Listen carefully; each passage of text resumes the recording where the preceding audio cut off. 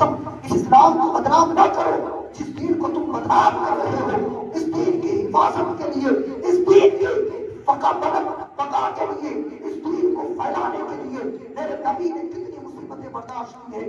صحابہ کرام کی وہ قربانیاں بھول گئے کہ تبتے ہوئے صحرا پر آپ کے صحابہ کرام کے پیٹوں کو کھینچا گیا، آپ کے اوپر بڑے بڑے پتھر رکھے گئے. یہ قربانیاں دینے کے بعد آج اسلام ہم تک پہنچا ہے اور تم اسے بدنام کرتے ہو اپنے گھروں کے ذریعے، اپنے بچوں کے ذریعے، اپنی اولادوں کے ذریعے. اور جب بڑے ہو کر یہ جھوٹا مارتے ہیں تو مولوی صاحب تعویذ بنا دو. جب بڑے ہو کر یہ گربان پکڑتے ہیں تو مولوی صاحب میرا بچہ میرے کہنے پہ نہیں ہے. شرم نہیں آتی اس بات پر کہ کبھی اپنے دل میں چھاپ کر دیکھا ہو کہ تو نے اپنے بچے کی تربیت کیسی کی ہے. آج آزادی کے نام پر ان کے بچے، ان کی بچیاں باہر چوراہوں پر کھڑے ہو کر جو کام انجام دے رہے ہیں اس پر کسی بات کی نظر نہیں. پھر کہتے ہیں ہمارا بچہ ہمارے کہنے میں نہیں. تعویذ بنا دو، جادو کر دیا ہے، کنڈا کسی نے جو ہے مطلب ٹوٹکا کر دیا ہے. پھر یہ باتیں آتی ہے خدائی فرمان سنو. یہ جادو کا بہانہ، ٹوٹکا کا بہانہ ایک آدمی کے سامنے چل سکتا ہے. اللہ کا فرمان سنو، وما اصابکم من مصیبت فبما کسبت ایدیکم. یہ اللہ کا فرمان ہے تمہارے لیے. تمہیں جو مصیبت آتی ہے یہ کسی جادو کا نظریہ نہیں ہے، کسی ٹوٹکے کا نہیں ہے. تب کرو بہانے بنانا.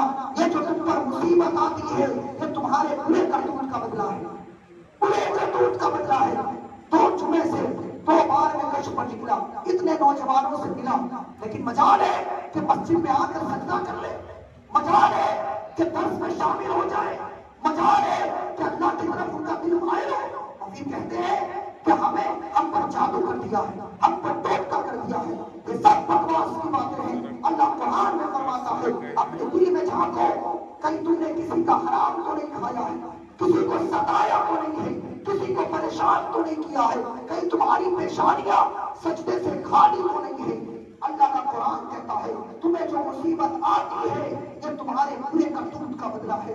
چور کو لوگوں کو بہانے بنانا، خدا را ان باتوں پر عمل کرو میرے یارو اس سے پہلے کہ موت آ جائے.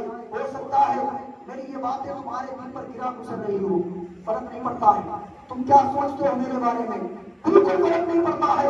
مجھے اپنے رب کو جواب دینا ہے، اپنے نبی کو جواب دینا ہے، اپنے نبی کو منہ دکھانا ہے. فرق نہیں پڑتا میرے بارے میں کیا پرسپشن بناتے ہو. اگر عقل ہے تو سوچو گے ضرور، سمجھو گے ضرور. اس بزم سے مقصد ہے اصلاح مفاسد. دشتر جو لگاتا ہے وہ دشمن نہیں ہوتا، ہر کاٹنے والا، ہر بھاگنے والا دشمن نہیں ہوتا. میرے عزیزو تمہارے فائدے کی بات ہے اپنے گھروں میں اسلامی ماحول پیدا کرو، اپنے گھروں میں دین رسول اللہ کی تعلیم کو عام کرو تاکہ تمہارے بچے. اور تمہیں کیا لگتا ہے اولاد کی تربیت میرے عزیزو یہ صدقہ ہے، یہ صدقہ ہے.